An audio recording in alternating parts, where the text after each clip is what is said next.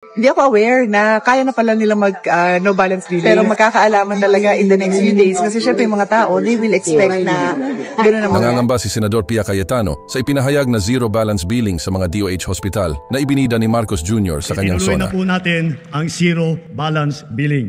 Libre po. Ibig sabihin, ang serbisyo sa basic accommodation sa ating mga DOH na ospital, wala nang babayaran ang pasyente dahil bayad na ang bill ninyo. Yung sa SONA, I was very happy na maraming discussions on health and education. Happy ako dun syempre marinig yun. Pero as you know, 5 years na ako nag-handle ng budget ng DOH and hindi ako aware na kaya na pala nila mag no balance billing. So I'm happy kung doon tayo papunta.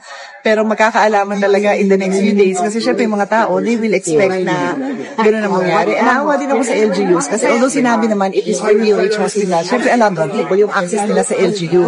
And LGU, the mayors, sila ang i-expect ng tao. So we have to work together like one unit dapat tayo because that is what the people will expect. Hirap ipaliwanag sa tao na DOH lang, LGU, but of course I understand the limitation of funding. Having said that, I'm happy na yun yung vision.